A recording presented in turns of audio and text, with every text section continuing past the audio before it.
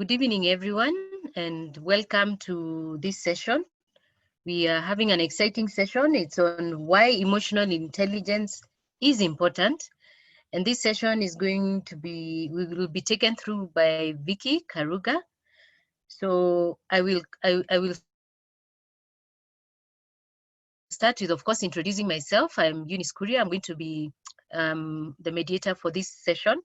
I am a member of Women on Boards Network. I am a banker by profession, and I also sit in the committee of women on one of the committees of the board, which is advocacy and policy. I welcome you all to this session, and I'll first start with an introduction of Women on Boards Network, just to give you a brief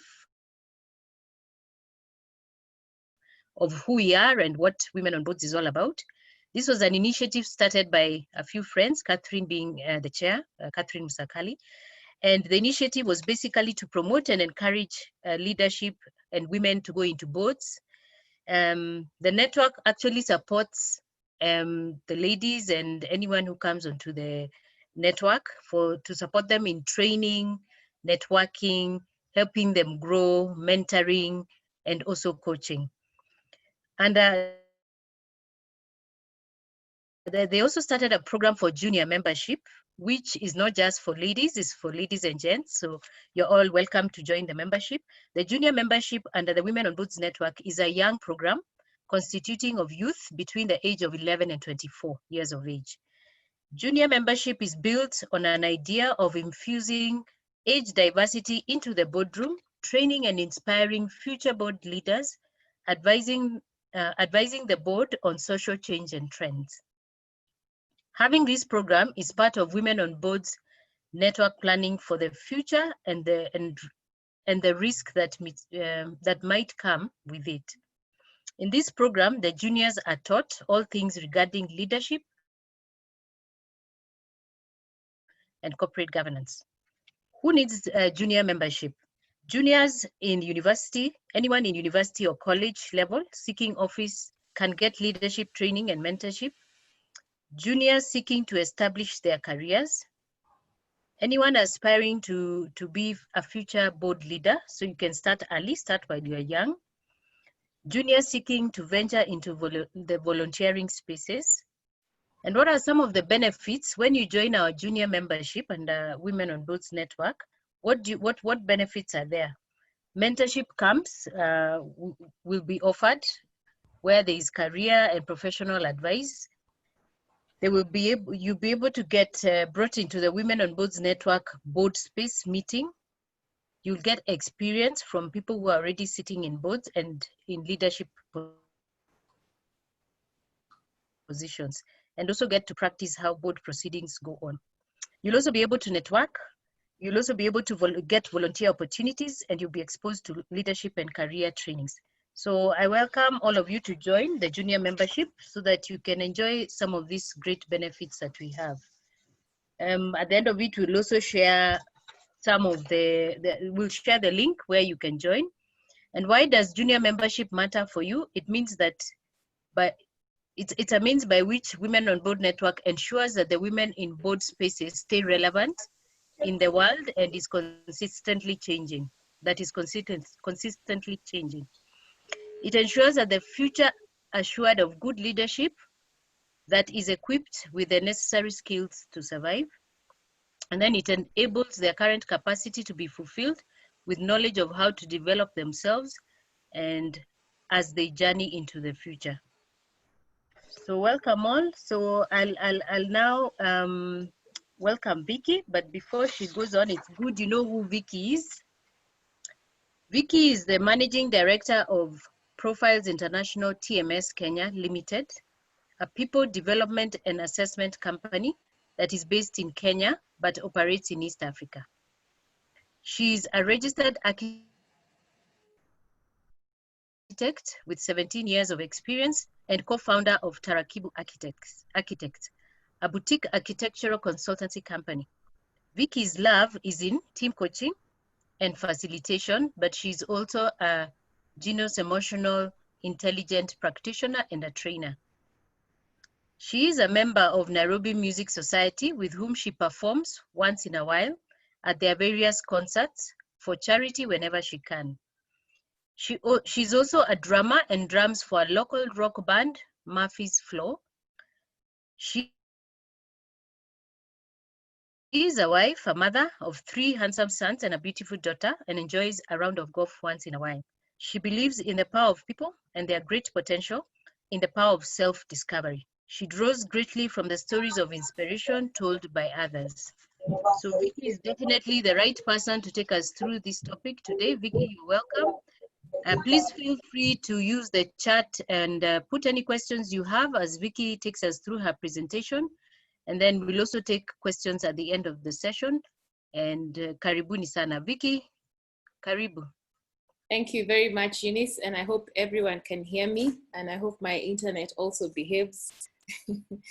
My name, as you heard, is Vicky Karuga, and I practice in this space of emotional intelligence, and it's actually a topic that I speak a lot on.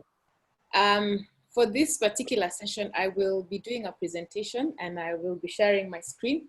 Should you want to ask any questions, just put it on the chat box, and Eunice can then share with me and we can talk about it. Or if you want to comment or say something. Hannah, enable my screen share, sorry. You can be able to share now. Okay, thank you. So I'll start by asking everyone, what do you know about emotional intelligence? Maybe you can put it in the chat box. What have you heard about? Come across emotional intelligence, maybe type the letter Y. The letter Y.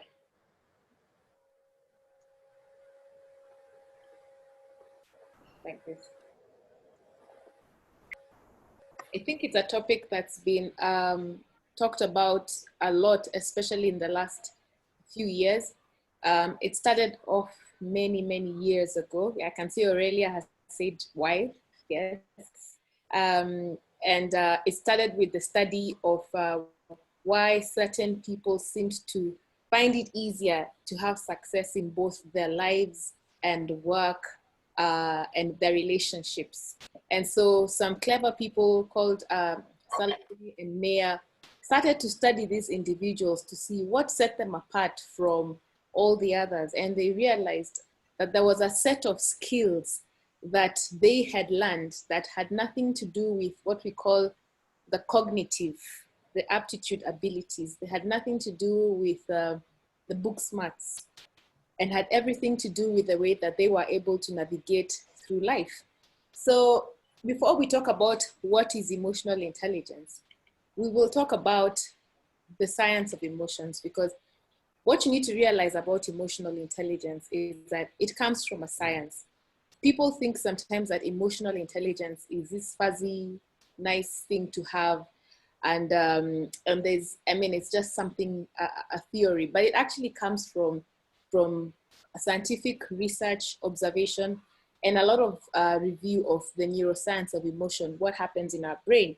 So in a nutshell, when we experience pleasant feelings, and I'll give you an example of when you run into someone that you've missed for a long time, or that you like, yeah? When you run into them all of a sudden, and you say hi, and you hug, and you talk, and you light up. So the part of your brain that the emotional brain experiences that particular instance as something very pleasant and positive. And when you leave that point and move on to attend to your the day, you have an aura about you that is positive, that is happier to move around with. And the opposite is also very true. And there's no description for it other than the person brought out certain pleasant feelings within you. And when we experience pleasant feelings, we tend to broaden, we tend to receive life as a reward. We tend to want to engage in life. We tend to be more open. And the opposite is true. When we experience unpleasant feelings, for instance, you experience, I'll talk about people, because that's what we encounter on a day-to-day basis. You encounter someone who is a bit of a bully, or you really don't like them when you see them, and they might say something really nasty like, I mean, what are you wearing? Something that doesn't make you happy. It doesn't matter how long you're with this person. When you leave them, your mood from that on, moving forward, is affected by just that brief moment you spent with this person and what you felt. And your emotional brain, something has been triggered, something that is not so pleasant. And instead of looking at life now a bit more open, it narrows you to get a bit more guarded about how you feel, about what you're doing. And the next person you meet, unlike the first instance, you might not be so open to them. You might say something like, hi, and someone will even ask you, what's wrong, what happened? And this just boils down to two incidents of one particular person, one not so pleasant, one not so unpleasant. So as we move through life, we experience emotions, and they are brought about by certain things. It could be this COVID, where we don't know what's happening. So the thing that's underlying everything that we do is this uncertainty. We don't know when we're going to go back to school. We don't know when we're going to finish this. If we were working and we're told to stay home, we don't know when we're resuming. And there's so many things we don't know. And that informs our behavior in certain ways. When we are stressed, we either behave in an aggressive manner or we withdraw. When we are anxious, we tend to react a bit more. When we start getting worried, we start focusing on problems. You might get worried that you're going to get COVID. So you start focusing on people who are not wearing masks. Every time you encounter someone, they don't have a mask, they're not sanitizing, they're not washing. You stop looking at possibility and now start looking at all the things that could go wrong.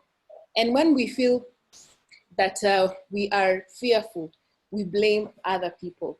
And the same is true on the other side. When we experience positive emotions, we are more engaged with others because we see life as a reward. We see life as a state to be in. So we love the fact that we are living. And if you just reflect for a moment and think about those days when you wake up and the world is practically yours, I mean, there's nothing you can't do. And all that comes from your brain. It doesn't come from anything else. It comes from your mind. When someone wakes up and they value you and they love you and they tell you we love you and we care for you, it doesn't matter what you're going through. It's easier for you then to care for others because there is that thing that you feel you belong somewhere. And so emotional intelligence is actually the ability to perceive, to be able to understand, to be able to express, to be able to reason with and manage emotions in yourself and in others. It's very important to note that it is in yourself and also in others, but it starts with yourself. It starts with who you are. So emotional intelligence is actually something very intelligent for anyone looking to navigate through life, to start learning a bit more of and to start getting tips on how am I going to improve or how am I going to grow my emotional intelligence, because it is a skill that we can actually grow. When I started my journey on emotional intelligence, I mean, I was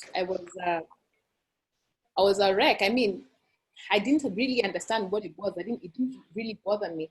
But as it's, and since it's a journey, it's something that you have to keep revisiting every single time. You start seeing the benefits of it in your life, not just in work, not just in navigating work situations, not just in navigating school life, but in almost every single aspect of your life. So emotional intelligence starts with self-awareness. I had a group earlier on, and I think someone needs to mute themselves. And what we were going through was, what are emotions? And self-awareness starts with you. What do you feel? What are the emotions that are triggered at certain events? How do you react to certain situations? Because we are all different. The way you react to someone bullying you will not be the same way someone else will react. The way you react to a loss of employment is not the way someone else will react. So it starts by understanding, what are your triggers? What are you feeling? Are you even in touch with those feelings in the first place? What do they mean for you? So starting to develop a very deep self-awareness of why you're motivated to do the things you do. When you study emotional intelligence, you realize one thing is true. All our decisions are based on emotions. You meet someone, you don't like them, you're already biased against them, whether you like it or not. Yeah. And it just goes down to that emotion of, I just don't feel comfortable. You can't even put your finger to it. But are you even aware that you're making that decision? Are you aware that there's some emotion that might be clouding the way that you're seeing this person? So developing a deep self-awareness is the first step to being more emotionally intelligent. And then you start being aware of others. You start gathering data about how are other people feeling. You start looking at people and understanding what certain cues mean. What does, when someone looks like this, what does it mean for them? When someone yells, why is that? So you start developing an awareness of why people behave the way they behave and what could be their triggers. Because once you go through an awareness of yourself, then it's easier then to start seeing the patterns that you've seen in yourself in other people. Then you have to come across as authentic. You have to develop authenticity, which is a genuineness in how you show up, which is you say what you say and you do what you say. It's not as easy as that, because when you start developing authenticity, you also start to become a bit more vulnerable. And vulnerability is, as many books have been written about it, is like the first path to really being able to influence people. So notice that in the first two areas, we focus on awareness. So when you are aware of who you are, what you stand for, what you can and what you won't do, it's easier for you to be and aware of others. It's easier for you then to come out as authentic, because you're able to start to stand clearly and state where you are and be able to show up to people in ways that they can identify with, because they experience you as someone being present. The other thing about emotional intelligence is emotional reasoning. This is taking information you've gathered about yourself and then taking information you've gathered about situations and other people to make decisions that are actually fair. When you treat people fairly, they connect back to you. When you treat people in a manner that they feel was not fair, there's a bit of disconnect. So when your friend, for instance, does something that angers you, before you either blow up on them, before you cut off ties with them, and you haven't investigated the reasons why, you must first try and find out why, what motivated you, what happened, before you make your decision. Because there could be another story on that side that needs to be heard. And so when you start treating people, when you start making decisions based on facts, not just on what you think, but based on other facts, such as what were people going through, what is the situation, we said that you're now using emotional reasoning. You're using more than just what you know to make decisions. And people experience you as being fair. And so they connect back to you. And the other thing is, when you start being aware of yourself, then you start understanding your own internal climate. Self-management is another very big thing for emotional intelligence, because it allows you to develop what we are now calling resilience, the ability to stay the journey, what people call grit. Yeah, no matter what happens, you're able to push a little longer. And even more importantly, when you're going through something rough, you're able to regulate that internal climate such that you don't then impact on other people negatively. So just because something is going so wrong in your life, you're not showing up and making a mess of everything, maybe yelling at people, or sometimes just shutting them off so they can't even reach you because you're going through something really bad. So being able to self-regulate so that you're able to make a positive impact as best as you can, because sometimes some things are hard to deal with. And so you start developing self-management that allows you to create a more positive impact on the people that you meet around you. And then lastly, then with all this, you're able to positively influence other people. So you're able to positively influence the people in your life. You're able to positively influence people that you meet. And you walk with the confidence of knowing that you can navigate through life no matter what really happens. So why is emotional intelligence so important? I mean, I've talked about other people, I've talked about situations, I've talked about navigation and resilience. It's important because it actually starts with you. You are on a journey. Every one of us is on a journey. It could be a journey for 2 days. It could be a journey for 5 days. It could be a journey for 5 years. You could be in school, you're starting out So this is your school journey for the next 4 years or 5 years. You could have just started working, you're starting your career journey. I mean, we are all on a sort of journey. And 3 years from now, there's a place that you really, really want to go. But as life would have it, wherever we want to go is not as simple as just, waking up one day and walking there and getting there. It's not that simple. It never was. There are always certain roadblocks that you will find, certain things that didn't work for you. As someone said today, when things don't go your way, you end up getting a bit frustrated about what is happening. So if you recognize that you're going on a journey, then you must understand that there are certain things you need to develop in you that will help you stay that journey. Because staying the journey is the difference between someone who makes it and someone who doesn't make it. Staying the journey is the difference between an idea that actually becomes something really great that helps a lot of people and an idea that remains just an idea. So you will need to develop tools that help you stay on this journey, even as you meet whatever it is that you will find on your way. And the first thing that EI helps you is to live more mindfully. And by mindfully, I mean to start understanding very deeply what makes you tick. Start understanding that what you actually need to do is to be present. You can worry about tomorrow all you want, but you can never control tomorrow. You can worry about the next person. You can't control people. You can worry about so many things, but the truth is the only thing you can ever truly have control over is yourself. So the person that you need to understand on how they react, how they will do all these other things is you. So you start living life a bit more mindfully. You start knowing when your stress levels are a bit too much so that when they reach this certain time, you know you need to talk to someone.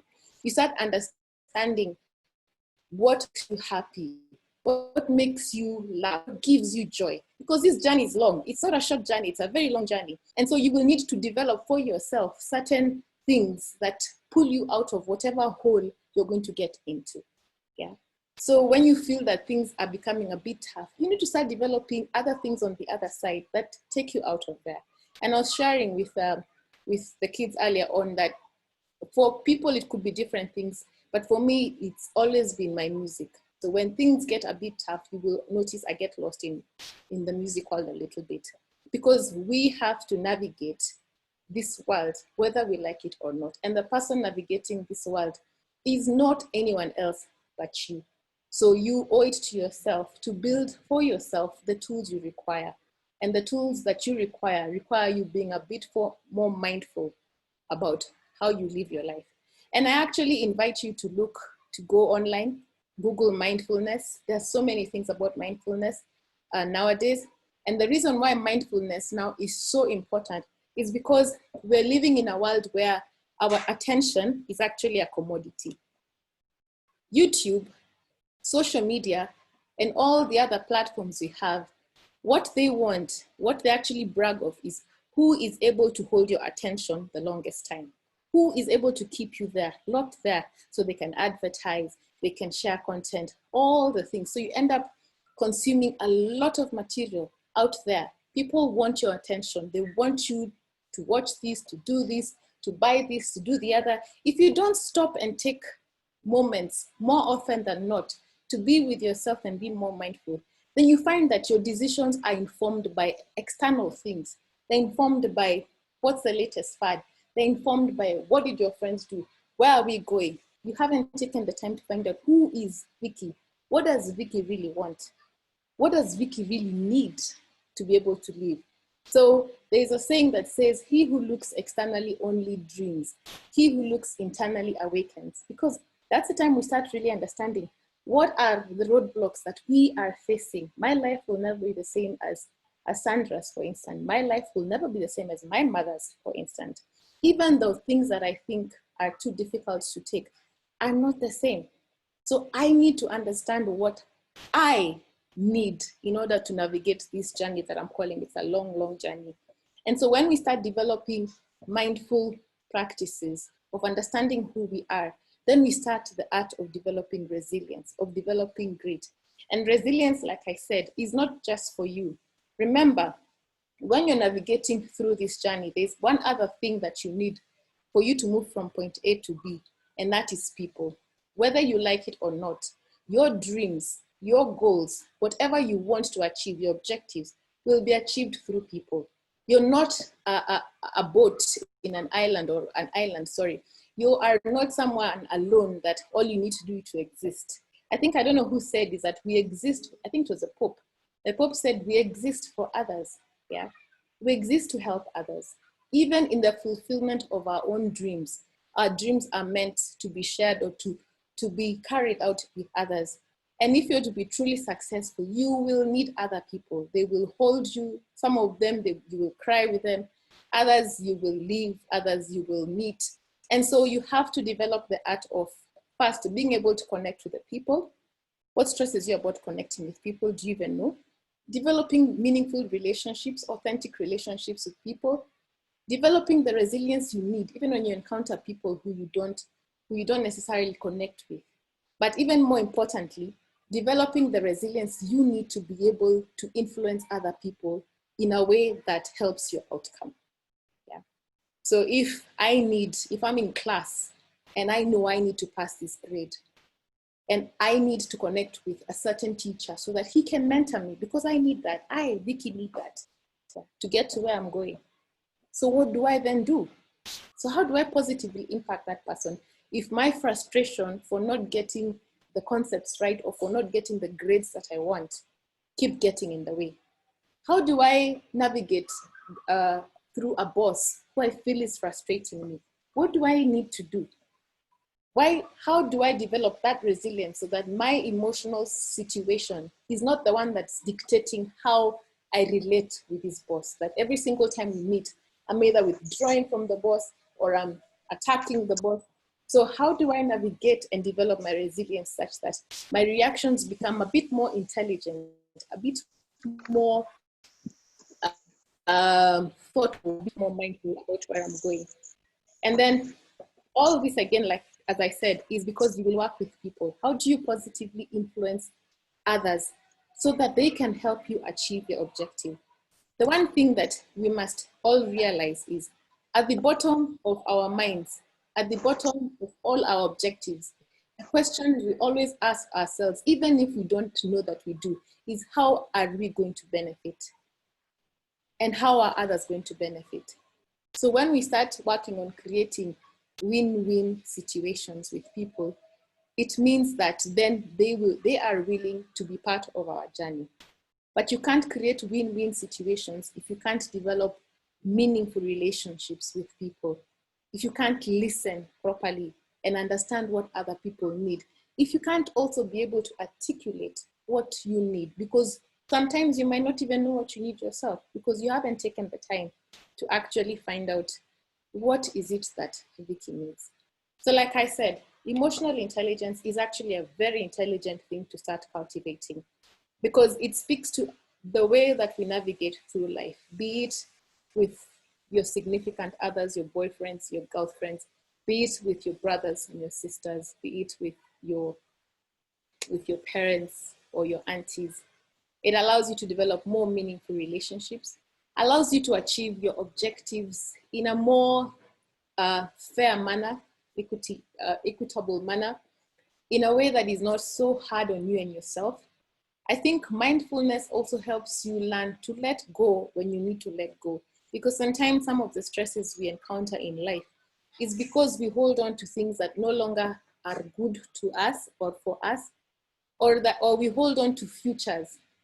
Like we are already seeing the way we are getting that degree and it's going to be first class. So because we hold that picture so high, we forget to focus on the now, and all the now needs is for me to read. Or we already walk into a role and we can see ourselves as that CEO. And between you and that CEO, there are a couple of years. So you're living in the future. But what you really need right now is to put in the work in the current role you have and be the best you can be. If you start thinking about that you're already that future CEO up there, some habits that might come up is that you might, start thinking other people are not as good as you. And that there you become blind because everyone has talents. So when you start cultivating that kind of attitude around you, when things start panning that other people are actually getting better than you, and you start getting very frustrated, wondering why. So you have to develop this thing called living in the present, knowing what you need in the present without losing, of course, sight of your future. So I want to end with this quote by Rumi. It says, "Yesterday I was clever, so I wanted to change the world. But today I am wise, and so I am changing myself." And with that, I think I'll welcome questions anywhere. If you guys want to follow us, these are the hashtags, and we are at Profiles International on all the social media pages that we have. Over to you, Eunice. All right, Vicky, thank you. Thank you for that great presentation. We are open now for questions. You can either raise your hand or write in the chat. I'll be able to see the questions you have. Maybe I can start us off, Vicky. What are the indicators that, okay, IQ can be measured. Yeah, it's very easy to measure your IQ.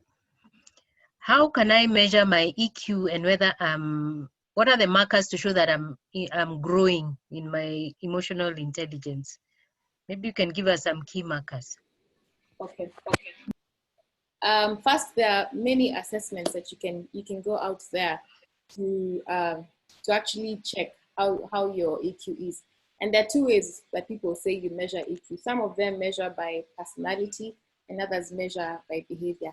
I believe the biggest way to start measuring your emotional intelligence is to start getting feedback. Yeah, start getting feedback on how you're showing up. Because if people don't tell you, you keep assuming. You assume things. It's a very simple policy. And let's say, for instance, I am having a difficult relationship with you. Yeah. So, and I don't know why that is happening. I have no idea. I could assume that you're just a difficult person to deal with, or I could seek a way of finding out, getting feedback from others. When I relate with so and so, what really happens? When you start seeing yourself going to get feedback from others and not judging it, understanding that it is for you to grow yourself in whatever manner, then you start realizing that you are acting in a more informed, more, can I say, less emotional way. So when you start making certain decisions that are removed from the way that you would typically behave, I would see Eunice on the corridor and I duck and go wherever. So I am reacting purely on the way that I feel about Eunice at this particular moment. But I have to first acknowledge, which was why it starts with you, that I have a problem with Eunice. It could be me, it could be her, it doesn't matter. That's not the issue. I have a problem with Eunice. And I need to sort this problem out with Eunice. When I start having the courage to start going out to seek feedback on this particular relationship, take it for what it is, start trying to cultivate those things. I think for me, the beginning of emotional intelligence is when you remove yourself from center stage. When you stop telling yourself a story of this is what I should do, this is where I should be, and start understanding that you are part of a community and start welcoming open feedback from people to make your life grow better. Yeah. Another marker for me on that I'm growing in my emotional intelligence is your relationships. Difficult relationships that you had will suddenly start becoming easier because you're understanding people easier or better. And it's not that you're even understanding them easier or better. You're taking the time. You're taking the time to actually first listen and understand before you then act or give advice or do whatever it is that you want. Okay. Thank you. I think I'm seeing it on the chat here. Could you please repeat the quote by Rumi? Oh, okay. Maybe you can put it on the screen. Meanwhile, anyone with any question, any comments, welcome. This is the time for you to engage with Vicky as she puts the quote. Yeah. Okay, I can see Aurelia. You can go. Hello. I just wanted to ask a question about, you've spoken about, so this is quite funny. Yeah.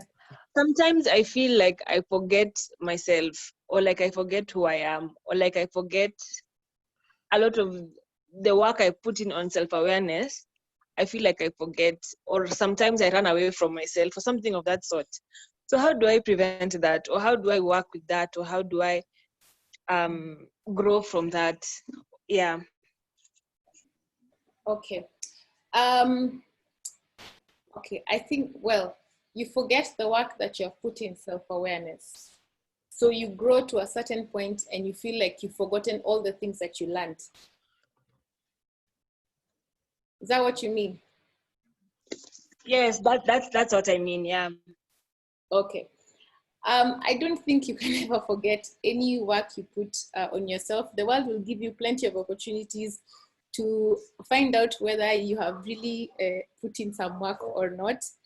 However, maybe what you need to do, which I find works more, is to give yourself a certain tangible goal. Yeah. So let's say I discover that, so that then you're aware of what progress you're making. You need to measure your progress also, so that you also feel like you're moving somewhere. So let's say one of my habits that I've noticed is that I withdraw from people. I'll just use this as an example. I withdraw from people immediately I feel a situation is uncomfortable. So that means I am very conflict averse. So ask yourself a very, very personal question. Is me withdrawing from conflict helping me, or is it not helping me? You have to ask yourself that question, because when you decide to embark on anything, it has to be very personal to you. If it's helping you, then you will do nothing about it. You will keep living life like that. But if you honestly answer and say, I would like to be able to get to point X, and this thing of avoiding this conflict is not helping me, yeah, then you start getting, as I said, back to self-awareness and understanding that this particular skill that I have is not helping my life, yeah? Because there are always reasons why we should do this or the other. And there'll come a time, if I'm working on that, where I'll justify why I should stop working on being better at conflict. So I need to be very clear. Then once that is done, then I need to then start working on, however that is, you'll find ways, you will talk to people, you will get lessons, you go into books of working on conflict. And you will be able to measure yourself, because you'll see now how you actually intentionally handle any conflict situation that you think you require to be able to get you somewhere. So if you feel like the work that you're putting in something is not really, either you're losing it, then tie it to something. If it's on self-awareness, tie it to something. Say that I want to understand when I feel this way, I want to understand where it comes from. Yeah, I want to even understand what part of my body starts feeling something when I'm feeling a certain kind of way. So once you start, you put a tangible goal into it, then you will see the progress that you will be making on it. Yeah. Okay. Thank you, Vicky. Patricia's hand is up, and then we have two other questions. So maybe Patricia, you can go. And Karibu, Patricia. Hi, Eunice. Hi. Thank you all for having me here. And I think outside the chat, Eunice, since we work together, to let me know whether I have emotional intelligence or not. I like the earlier question to Vicky that somebody asked about the measure of emotional intelligence, because I know there are tools just like for IQ. So if at some point you can share those. But my question is, and I like what you said about if you keep quiet to avoid conflict, that is not even a situation where you will win. But sometimes I find it difficult to sort of decide, I think I'm an extrovert to some extent, let's say in a meeting, on a board meeting, how much can one make comments when you're in a room maybe with introverts, and you're thinking to yourself, hiya, see, they ask questions. See, outside of the meeting and after this, people will be asking all those questions they should have asked in the meeting. All my life, there were people who asked questions after meetings, management meetings, and I was like, hiya, you had a chance. So when you are that person who asked the question, sometimes you feel like, okay, now I'm feeling a bit forward. You even feel it yourself. It's not even that you're speaking out of turn because there are places for comments, but then you're in a sea of, let's say, of introverts and they're not asking questions. So at some point you begin to ask yourself, is it emotional intelligence then to just sort of keep quiet and let it pass? Sometimes it's very serious decisions and your vote counts or your view on a particular issue counts. So just to balance that, because sometimes it's on improved decision making.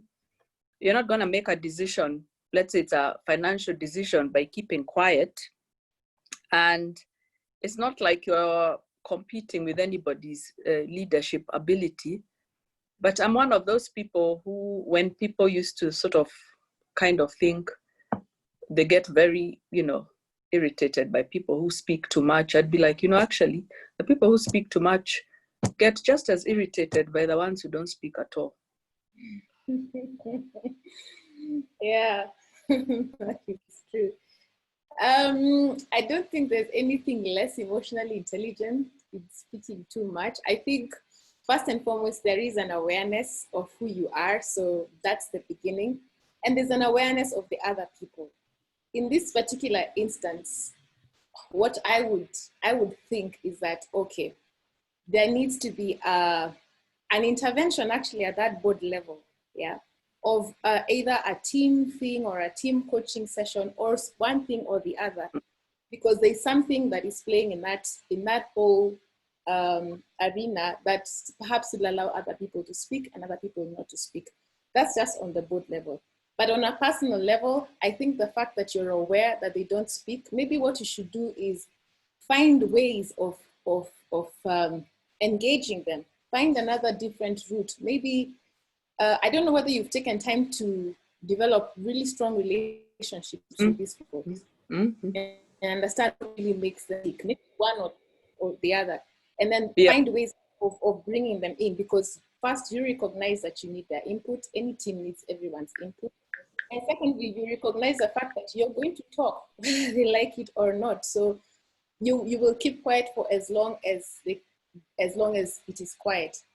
But the fact that you mentioned that they will keep quiet in a meeting and then they will leave the meeting and talk about something, for me, that talks to team coaching. That is definitely team coaching. Yeah. Okay. That Thank you, Vicky. Answered my question more or less. I think it is easier if you're a chair, because a chair has to give everybody a chance. The problem is the participants, when maybe some don't get a chance, and when do you get off? But I guess it's really a balance. It's practice. Practice makes perfect. Yeah, practice makes perfect. I know they say listen, but you can only listen sometimes for so long again. So you just have to, it's just cultivating that awareness and maybe putting in all the extra work that is required for you to get what you want. Yeah. Okay. Thank you, Vicky. We have two questions which I'll connect together. One, when you from Walea Mukoa, when you focus on other people's happiness more than your own happiness, is it a marker for a low emotional intelligence? And then maybe you can answer that together with one from Stacy. Is being conflict averse a bad thing? Okay. So the one thing we learn about emotional intelligence is not to judge. Actually, we say, let go of the outcome. So and I'm answering Stacy's question. Being conflict averse is neither a good thing, nor is it a bad thing. So like, you have to be intentionally ask yourself, is being conflict averse working for you? You, the person. Yeah. That's when it is determined that being conflict averse is not serving my greatest good. It's not taking me where I want to go. Or being conflict averse, on the other hand, is taking me where I want to go. So being conflict averse in itself is neither a good thing or a bad thing. There are situations where when you don't engage in conflict, that's the best way to go. There are situations where when you engage in conflict, that's the best way to go. So again, self-introspection. And then when you focus on other people's happiness more than your own, when you focus on other people's happiness, what is the motivation? So if your motivation is generally you are a giver and it gives you such joy to see other people happy, so it's motivating for you, I don't even think you ever even complain about it because it's something that makes you feel good. We're not all like that. But if you focus on other people's happiness because you want to please them, yeah, it's coming from a point of feeling, I need to please these people, or I need to be accepted into this particular circle, or I want something. You have to understand the motivation for why are you focusing on other people's happiness. And once you start understanding that motivation, then again, you see, this is something I need to stop. This is something I need someone to coach me through. Because, I mean, I know, for instance, when I was growing up, I was a people pleaser. I loved pleasing people. It wasn't serving me at some point. And even now, I still fall back on that. But it's not something you can be taught by just saying, okay, today I'm not going to be a people pleaser. It's something that you've grown up with. And so you might, if it's not working for you, look for a mentor or someone who can help you through that. Okay, thank you, Vicky. Another one from Mercy Chepto. Is there a relationship between emotional intelligence and your upbringing? And then maybe another one so that you can answer them at the same time. Ambrose, Esther has two questions. Yeah. Are we starting to favor emotional intelligence over logic in terms of business, that is, since it is beginning to gain popularity in the workplace? And is emotional intelligence just a form of manipulation designed to get into people's head? When we look at the workplace scenario. Okay. The first question was, is there a relationship between emotional intelligence and your upbringing? Yes, Yes. there's a relationship. Like I said in the beginning, the people who discovered emotional intelligence talked about it being a set of skills and be learned. You can learn them, then the preserve of a few and not the others. You can learn emotional intelligence. So if you grow up in an environment that lends itself to you learning the skills that help you to be more or show up as more emotionally intelligent, yeah, of course you will grow up in that particular skill. You'll develop it easier or be able to navigate relationships easier. So this one is interesting. Are we starting to favor emotional intelligence over logic in terms of business? I'll answer it like this. When this research started being done, it is because people started noticing that the people who are actually being a lot more successful in life are not the people who had the high IQ. It was actually someone who noticed that. You know, like the researchers also noticed that the sun is disappearing in the horizon and therefore the earth can't be flat. It's the same kind of scenario. Or someone who noticed that when an apple falls, it falls to the ground at the same speed. So, you know, the way scientists just kind of start noticing these things. So they started noticing that the people who are actually what we call successful, and we can put indicators for that, they had a different set of skills and they had nothing to do with the fact that they were more intelligent than others. It had everything to do with the fact of how they were showing up and how that was impacting on other people. So these people found it easier to be promoted because everyone kind of was able to work with them. Everyone felt more innovative around them. They were able to bring teams together, and these teams are able to brainstorm on ideas and be able to push companies even further. CEOs were able to rally people to a certain cause. So guys started asking, what is the difference between this guy and this guy? This guy graduated first class honors, but he's not being able to do like this guy, and this guy probably graduated with a second class or something like that. And so with the research is when we realize it's not about that we are favoring logic. It's the fact that we're realizing that for people to be able to work better, for people to be able to navigate their relationships better, there's a certain set of skills they require. And I like saying that this set of skills is not new to us. I don't think it's new to us, especially even in Africa, where we lived all of us socially together. The only difference is for some time we forgot, I think somewhere, when we started having this rat race of everyone must go and win somewhere. So I think it's not a new set of skills at all. Being aware of how other people are feeling is not a new set of skills. But sometimes we forget how much further it can take us in life than just knowing 1 + 1 = 2. So that's how I'd kind of answer that question. And then the last one is emotional intelligence, just a form of manipulation. And I'll tell you this very truthfully. I think some of the greatest distractors of the world have been highly emotionally intelligent people. And I think that's a fact. If we talk about self-awareness and awareness of others, I think you have to have an acute awareness of others for you to be able to manipulate them to do certain things that were done. But emotional intelligence doesn't stop at awareness and self-awareness and awareness of others. It goes on to talk about making fair decisions with the information that you have, being able to treat people the way you would want to be treated, being authentic. So when we talk about emotional intelligence, we're not talking about just using that information for your own good. We're talking about using it for the greater good. And I think that's when it becomes what we coin as emotional intelligence. Yeah. Great, thank you. We're almost about to close, but before we close, Catherine has joined us. Catherine is the chairperson of Women on Boards Network, the brains behind this network. So Catherine, you're an authority in this topic, and I would like you to say something, especially the question that has been asked, is emotional intelligence a manipulation design? And are people who are successful emotionally intelligent? I think you can speak to that, and welcome, Catherine. Thank you very much, Eunice. Vicky, thank you. And thank you for taking the 2 sessions. Sorry, I'm preparing for an AGM tomorrow. That's why I wasn't able to join earlier. But I think Vicky has explained it very, very well.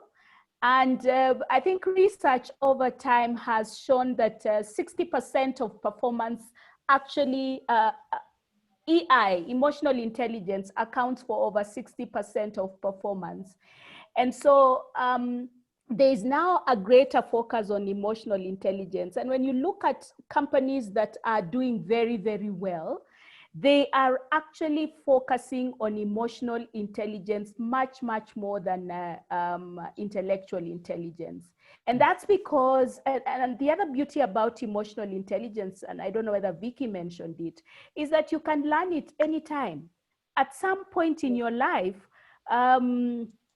your intellectual intelligence is set.